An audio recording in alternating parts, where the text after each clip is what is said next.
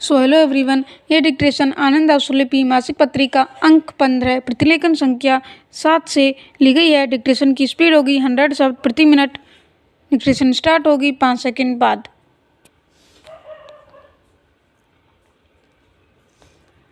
Start.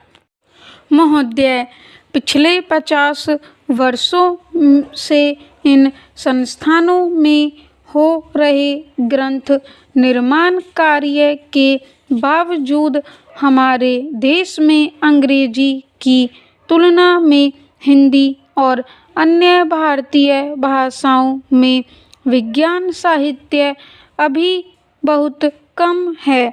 उदाहरण के तौर पर मैं बताना चाहूँगा कि भारतीय कृषि अनुसंधान संस्थान में कुछ वर्ष पहले राष्ट्रीय कृषि हिंदी पुस्तकालय की स्थापना की गई, जहां कृषि तथा उससे संबंधित विज्ञानों की हिंदी में उपलब्ध सभी पुस्तकें सुलभ कराने के प्रयास किए गए। लेकिन संसद प्रयासों के उपरांत भी वहां अभी लगभग 3000 पुस्तकें ही उपलब्ध हो सकी हैं।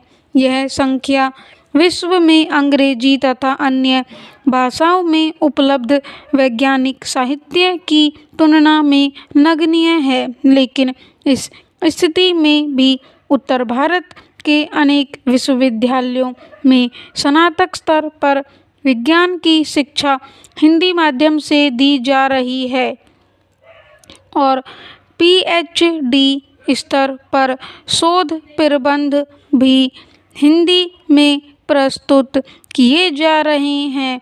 आईआईटी दिल्ली और कानपुर में भी हिंदी में लिखे गए शोध प्रबंध स्वीकार किए गए हैं।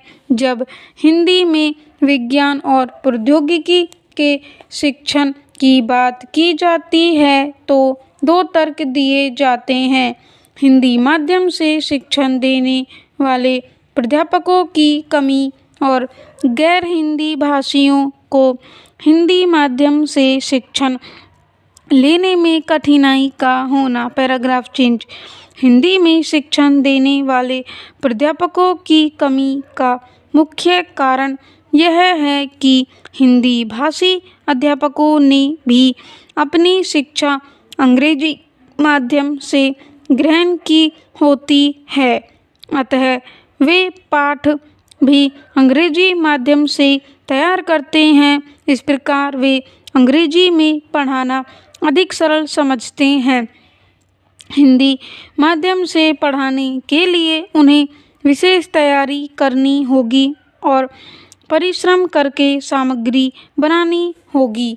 आरंभ में इसका हल यह हो सकता है कि मिलीजुली भाषा में शिक्षण दें। तकनीकी शब्दों को वे अंग्रेजी में ही बोल सकते हैं और यथा आवश्यकता अंग्रेजी के शब्दों का भी प्रयोग कर सकते हैं।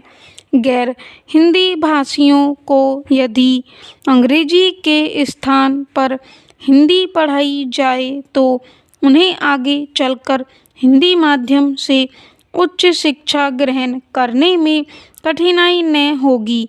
वैसे भी जर्मनी, फ्रांस, जापान आदि जैसे विकसित देशों में जब कोई विदेशी उच्च शिक्षा प्राप्त करने जाता है तो उसे उस देश की भाषा भी सीखनी होती है। हिंदी माध्यम से विज्ञान व प्रौद्योगिकी की शिक्षा के मार्ग में कठिनाई तकनीकी शब्दावली की भी है।